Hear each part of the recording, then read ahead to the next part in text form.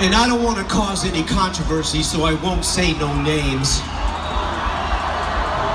But this motherfucker Donald Trump, I can't stand.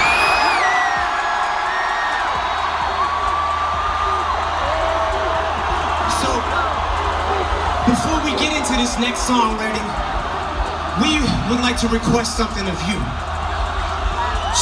When I say fuck, you say Trump. When I say fuck, you say Trump. Cause he's got our country fucked up. That was music turning into a rallying cry. And just like Eminem used one word to fire up an arena, Joy Reid used one word to shake Donald Trump's world: deport. This video features real statements and public broadcasts. With that context in mind, here's how Joy Reid turned Trump's own words against him. If we ever get a Democratic president, they could say, I don't like Melania Trump. She wasn't born here. She was born in Slovenia. She is a naturalized citizen. She's out of here. When Trump's own family tree turns into an immigration debate, you know this story isn't stopping here. Hit like the next twist, Melania, Barron, even Ivana and the Trump kids. And just like that, Trump didn't just lose his cool, he lost control of the narrative. And by the way, Ivana Trump, the late Ivana Trump, who's buried in the golf course in New Jersey in Donald Trump's golf club, she wasn't an American citizen, and 3 of her children are Don Jr., Eric, and Ivanka. And maybe the next Democratic president says, you know what, I don't like the Trumps. And so we're going to denaturalize all of the Trump children whose mother was a foreigner at the time. It wasn't just Melania anymore. Joy widened the frame. It's about his own family. The audience gasped, then laughed. If citizenship can be stripped on a whim, then no Trump is safe. So you could go on and on and on. Myself, my mother was not a citizen at the time I was born. She became a citizen later. This opens a huge door, Congresswoman, because that means that any future president can decide that they don't like the Trumps and don't want them here and want Melania gone, and they could just denaturalize and deport her, and she'd be out of here. Joy made it personal. She shared her own family story, showing how fragile this idea becomes when turned into policy. So what if this actually happened? That's exactly right. And I think that, you're asking for a level of logic from these Republican Congress members that they just don't have. It's turned into a cult party. What began as a joke turned into a warning. If stripping citizenship becomes a political weapon, the consequences won't stop at rallies. And guess who just fired back in public with a microphone? Stick around. Maxine Waters just made it personal. If he wants to start looking so closely to find those who were born here and their parents were undocumented, maybe he ought to first look at Melania. We don't know whether or not her parents were documented. And maybe we'd better just take a look. Trump wants to check everyone's paperwork? Maxine Waters says, fine. Let's start with the model he married. And once you turn identity into a weapon, you can't control where it points next. Now watch what happens when the mic drops into the wrong hands. Enter Eminem. And he's not here to negotiate. And if you think that was bold, just wait till the beat drops. That's an awfully hot coffee pot. Should I drop it on Donald Trump? Probably not, but that's all I got till I come up with a solid. Better give Obama props, cause what we got in office now's a kamikaze that'll probably cause a nuclear holocaust. And while the drama pops and he waits for shit to quiet down, he'll just gas his plane up and fly around till the bombing stops. The crowd roared. This wasn't just music anymore. It was a takedown in real time. Eminem turned policy into punchlines, and every bar landed like a headline. And if you think that verse hit hard, subscribing here costs a lot less than a ticket to the next freestyle. Intensity's heightened, tensions are rising. Trump, when it comes to giving a shit, you're stingy as I am. Except when it comes to having the balls to go against me, you hide them. Cause you don't got the nuts like an empty asylum. Racism's the only thing he's fantastic for. Cause that's how he gets his rocks off and he's orange. Then says he wants to lower our taxes. then who's gonna pay for his extravagant trips back and forth with his fam to his golfers? Eminem wasn't just calling out hypocrisy, he was mapping the whole pattern, from race baiting to family scandals. That's why he wants us to disband, cause he cannot withstand the fact we're not afraid of Trump. Walking on eggshells, I came to stomp. That's why he keeps screaming, drain the swamp, cause he's in quicksand. Plus he gets an enormous reaction when he attacks the NFL, so we focus on that instead of talking Puerto Rico with gun reform for Nevada, all these horrible tragedies, and he's bored and would rather cause a Twitter storm with the Packers. From Puerto Rico to the NFL, the freestyle turned into a mirror, showing what Trump chose to fight and what he chose to ignore. The crowd wasn't just entertained, they were nodding along. Fan of mine, who's a supporter of his, I'm drawing in the sand a line. You're either for or against, and if you can't decide who you like more and you're split on who you should stand beside, I'll do it for you with this. My name is Seth, and I'm here to say, if you like Trump, then go away. By now, the stage had become a front line. When even comedians were picking up the rhythm, you knew the message had broken past politics. It was culture turning against him. Last night at the BET Awards, Eminem did a 4-minute freestyle rap criticizing Trump. Of course, the president isn't just going to ignore something like that. So today, Trump clapped back with a freestyle rap of his own. It's a clapback. Check this out. Boom, boom, boom, boom. Knock, knock. Bum, bum, bum. China. Beep, beep, beep, beep, beep. Bum, bum. Bing, bong. Ba, ba, ba. Hello. Hello. Hello.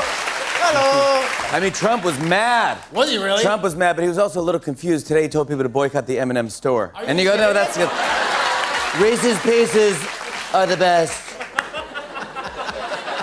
They should have their own store. What started as Joy Reid's one word had exploded into a national punchline. Even late-night shows were laughing at the spectacle. Trump wanted loyalty. What he got instead was a freestyle war and a culture that turned the beat against him. And just when you thought the punchlines had peaked, we took a closer look at how Melania even got here. Instead of waiting in line like everybody else, in 2001, while she was dating Donald Trump, she received a so-called Einstein visa. Possibly. Because when she told her friends she was dating Donald Trump, they said, "Way to go, Einstein." Now, these visas are reserved for a small percentage of individuals that have risen to the very top of their field. And in Melania's case, her biggest job at the time was a spot in the swimsuit edition of Sports Illustrated. Jimmy, let's take a look at that. Well, there she is, Melania Trump. Well, obviously, she was ahead of her time. She beat Shape of Water by a decade. Fun fact, Albert Einstein got his green card with a very similar photo shoot. The EB-1 visa was meant for Nobel Prize winners, scientists, Olympic athletes. Yet Melania, then a model with a swimsuit spread, got one in 2001. That contrast between what the law says and what actually happened drew laughter, but also raised real questions about access and privilege. Born in Slovenia, Melania moved to the United States to pursue a modeling career and became a U.S. citizen in 2006 after marrying Donald Trump. She later sponsored her parents, Victor and Amalia Knavs, for green cards. That's right. Melania Trump helped her parents chain migrate to the U.S. So that's what Donald Trump was trying to stop.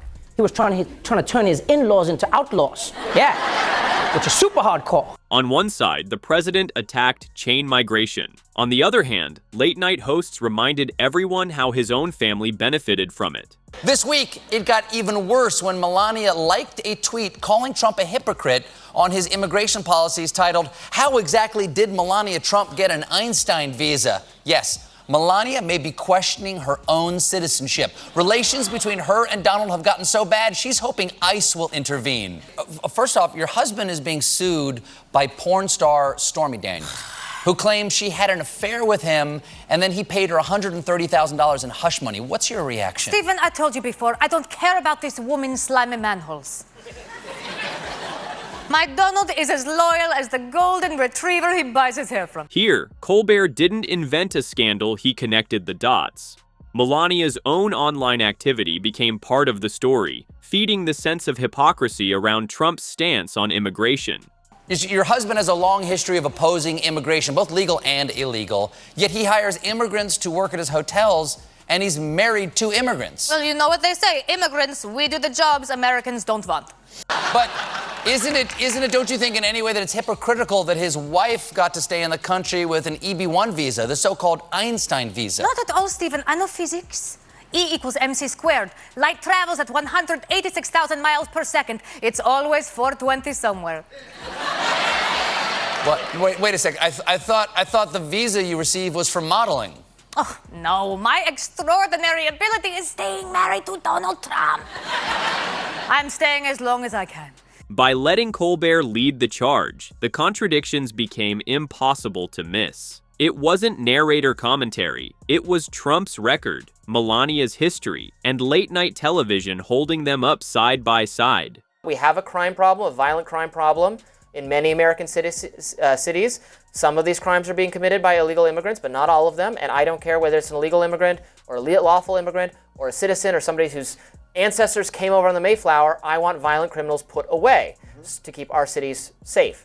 So instead of tying crime to immigration status, it placed responsibility on the act itself. Violent offenders should face justice, regardless of where they come from. This idea that in some far-flung universe, Democrats, after Trump's actions, would have the bright idea to pursue legal charges against Trump is something, I'm just saying, many Republicans will find ridiculous. They'll say that already happened. So there's the escalation you have in mind has already occurred, and now it's our turn to escalate things, which I think is a bad tendency. Here, the concern was different. If citizenship itself becomes part of political retaliation, the issue is no longer law enforcement, it's escalation. And Jayapal was among the first to point out the cracks.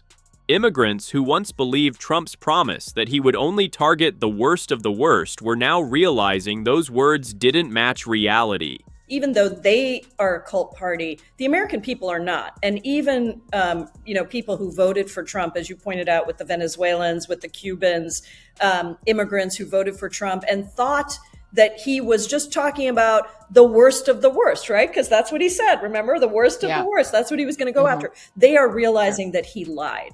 But at the same time, Trump painted a very different picture, one where executive orders piled high and applause followed close behind. In the past 6 weeks, I have signed nearly 100 executive orders and taken more than 400 executive actions, a record, to restore common sense, safety, optimism, and wealth all across our wonderful land. The people elected me to do the job, and I'm doing it.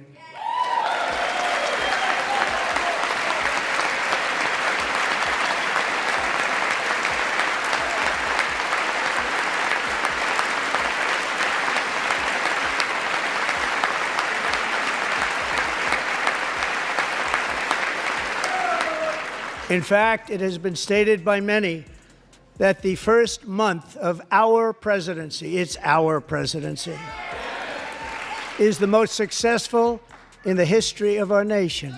He didn't just talk numbers. He drew a sharp line, comparing his actions to what he called Biden's failures. In comparison, under Joe Biden, the worst president in American history, there were hundreds of thousands of illegal crossings a month, and virtually all of them, including murderers, drug dealers, gang members, and people from mental institutions and insane asylums. Outside that echo chamber, others weighed the cost of escalation.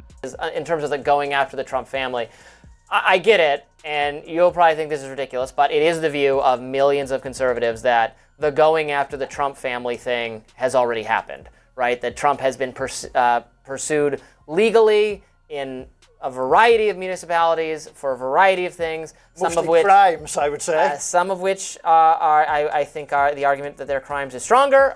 Republican, this idea of denaturalization, right? Because my mother was a naturalized American as well. The question is, do some of your colleagues on the other side of the aisle understand how far this goes? If you give the President of the United States monarchical-like powers to say, I don't like your views, I don't like your take on issues, I don't like that you're too liberal, you're not conservative enough, I'm just going to take away your naturalized citizenship. And then Joy Reid pushed the scenario to its edge. What happens if any president, Republican or Democrat, gains the power to strip away citizenship based not on law, but on opinion? What I was hearing even from there is that people are terrified because they see that their businesses are being raided, that these folks are, that Trump is coming after workers who have never done anything wrong, who have been living here for 20 years, and they're standing outside restaurants, they're standing on street corners. It's driving the economy down. It's kicking small businesses out. Jayapal's words bring the story full circle. What began as a debate over laws and borders, for many, has turned into fear playing out in daily life. Workers with decades in the U.S. suddenly looking over their shoulders, small businesses feeling the pressure. We have to recognize is that anytime you have a dictator or an authoritarian, they go after the most vulnerable population first. And part of it is to see, what does society do? How does society react? Will they allow us to get away with this? And then they start going for the next group. In the end, the debate over Trump's immigration policies isn't just about numbers or visas. It's about what happens when a government decides who belongs and who doesn't. From Joy Reid's what-if scenario about stripping citizenship, to Eminem's lyrical takedown, to questions over Melania's own path to naturalization, the story kept circling back to the same fault line. Who gets to belong, and who has the power to decide? Along the way, we saw how policies on paper become fears in daily life, how satire and art turn into resistance, and how even families closest to power can find themselves pulled into the debate. At its core, this wasn't only about Donald Trump or Melania. It was about a larger question. What happens when citizenship, something meant to unite, is used as a political weapon? This video features commentary based on publicly aired segments from Joy Reid and verified media coverage of Donald Trump and his family. References to reactions and events are drawn from public sources. No private information or unverified claims are included. This content fully complies with YouTube's community guidelines and fair use policy and is intended for public commentary, media critique, and political analysis. If this provided clarity or insight, feel free to subscribe for more. Thanks for watching.